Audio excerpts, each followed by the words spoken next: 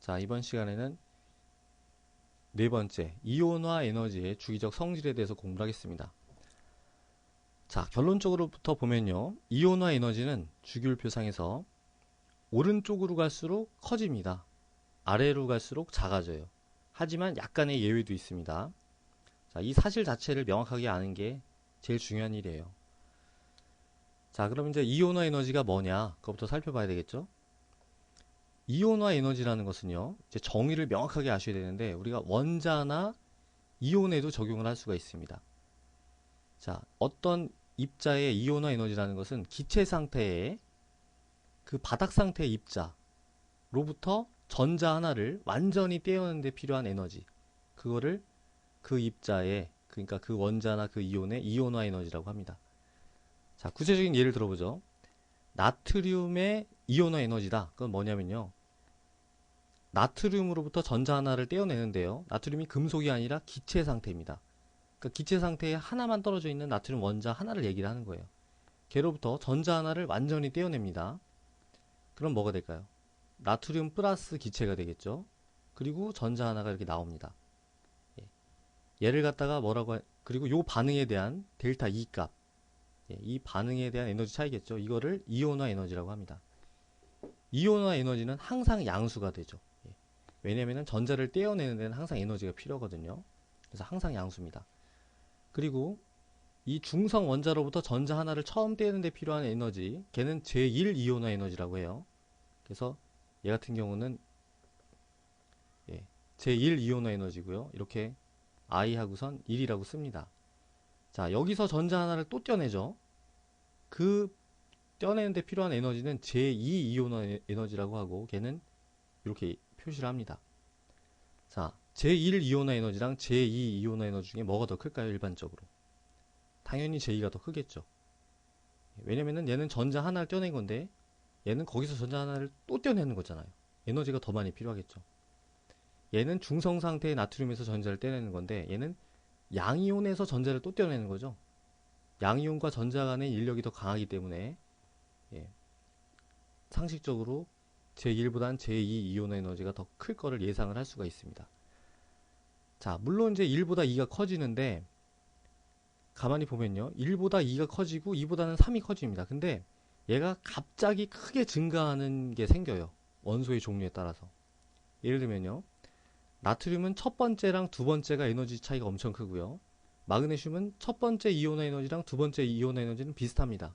큰 차이가 없는데 세 번째에서 아주 크게 증가를 해요. 알루미늄은 네 번째에서 크게 증가를 하고, 그 실리콘은 그 다음에 크게 증가를 하고, 네 번째까지 전자는 순차적으로 에너지가 들긴 하지만 어쨌든 잘 떨어지는데, 다섯 번째 전자는 굉장히 안 떨어진다는 거죠. 자, 왜 이런 현상이 나타날까요? 그죠? 바로 이 바깥에 있는 상대적으로 잘 떨어지는 전자는 원자가 전자입니다.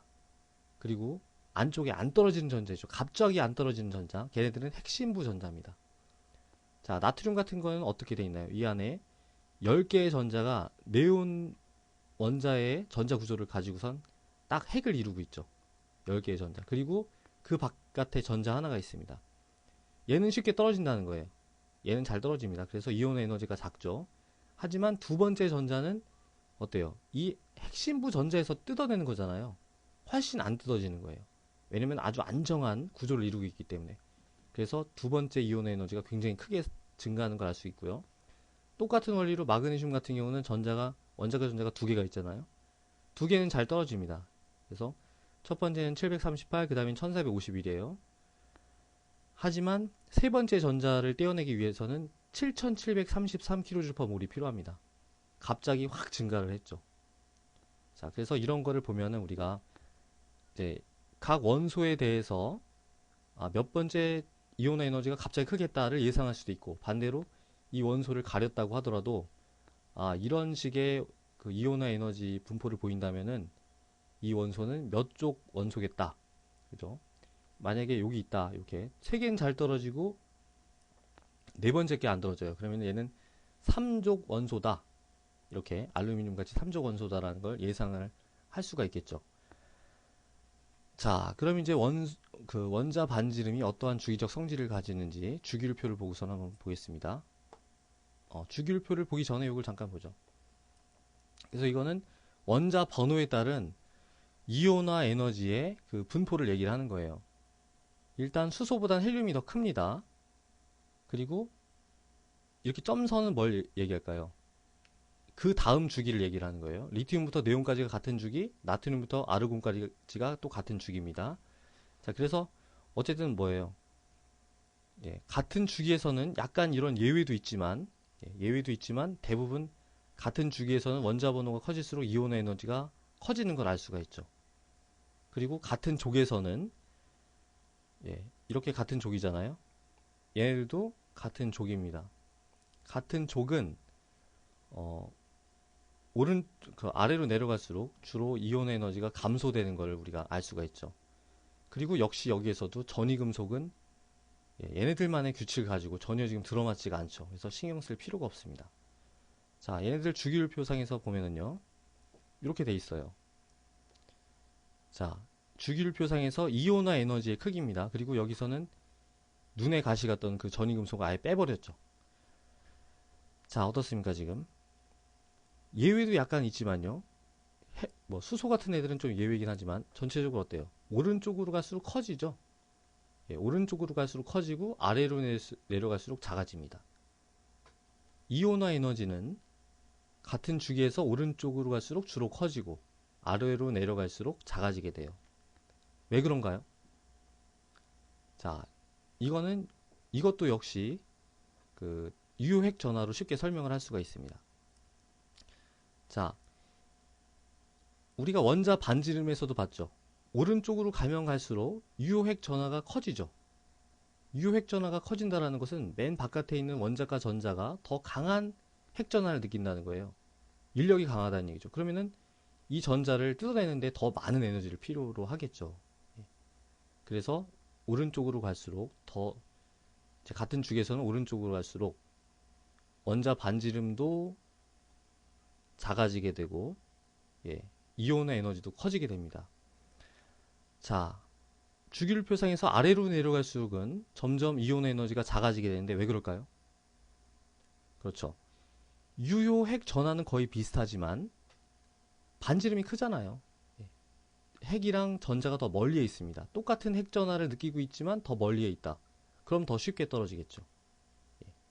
그래서 우리가 쉽게 이 사실을 알 수가 있습니다. 결론은 뭐냐?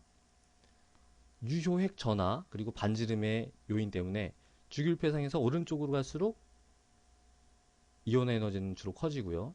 아래로 내려갈수록 작아지게 됩니다. 자, 근데 약간 예외가 있죠. 어디 예외가 있냐면은 바로 베릴륨이랑 붕소 여기 예외가 있습니다. 그 다음에 질소랑 산소 여기도 예외가 있죠. 그리고 인과 황 여기도 약간 예외가 있습니다. 그러니까 요쪽 베릴륨, 그러니까 2A족과 3A족 사이에서 어떤 예외가 나타나고 그 다음에 5A족과 6A족 사이에서 약간 예외가 나타나는 걸 알 수가 있죠. 얘네들은 왜 이런 예외를 나타낼까요? 이게 뭐 사실이 중요하지는 않지만 그냥 상식적으로 알아놓으면 좋습니다. 자, 왜 그러냐면요. 오비탈 구조 때문에 그래요. 베릴륨은 4번이죠. 1s에 전자가 2개 채워져 있고 2s에 전자가 이렇게 2개가 채워져 있습니다. 베릴륨이고요. 붕소는 1s에 역시 2개, 2s에 2개인데 2p에 이제 하나가 채워진 거죠. 베릴륨은요, 여기 있는 전자를 떼어내는 데 필요한 에너지가 베릴륨의 이온 에너지입니다. 그리고 붕소의 이온 에너지는 얘를 떼어내는 데 필요한 거죠. 자, 어때요? 똑같은 2지만 얘는 2s고 얘는 2p죠. 주양자 수가 똑같이 2긴 하지만 2s보단 2p의 에너지가 더 높다고 그랬죠. 우리가 지난 시간에 유효핵전에서도 잠깐 봤었습니다. 2s보단 2p의 에너지가 높기 때문에 떼어내기가 더 쉽나요? 어렵나요? 더 쉬운 거죠. 그러니까 붕소의 그 이온화 에너지는 베릴륨보단 더 작게 됩니다. 이런 오비탈적인 이유 때문에 그래요. 그 다음에 또 역시 질소랑 산소도 마찬가지인데요. 질소는 7번이죠. 그러니까 1s에 2개 채워지고 2s에 2개 채워지고 2p에 하나, 둘, 셋 이렇게 채워집니다. 산소는 역시 이렇게 다 채워지고 하나, 둘, 셋, 넷 이렇게 되죠. 자, 질소의 이온화 에너지는요, 이 전자를 떼어내는 데 필요한 에너지고요. 산소의 이온화 에너지는 얘를 떼어내는 데 필요한 에너지예요. 자, 똑같은 그 EP지만요. 똑같은 EP 오비탈이지만 어때요? 얘는 지금 같은 오비탈 안에 전자가 두 개가 들어있기 때문에 전자 간 반발력이 있죠. 반발력이 있기 때문에 더 잘 떨어지는 그런 경향이 있습니다. 그래서 그런 요소 때문에 산소의 유효 획전화가 더 크긴 하지만 산소의 EP 오비탈에 있는 전자는 오히려 더 잘 떨어지는 이런 현상이 나타나게 되죠. 자, 중요하진 않습니다. 중요하진 않지만 우리가 상식적으로 베릴륨하고 붕소 사이에서는 이런 예외가 나타나고 질소랑 산소 사이에서도 나타난다. 이거를 알면 좋죠. 물론 이제 그 미트 기출 문제에서도 출제가 된 적도 있습니다. 자, 그래서 결론은 뭐냐? 이온화 에너지에 대해서 우리가 확실히 알아야 될 것은 간단합니다. 주기율표상에서 오른쪽으로 갈수록 어떻다고요? 커지고요. 아래로 갈수록 작아지게 됩니다.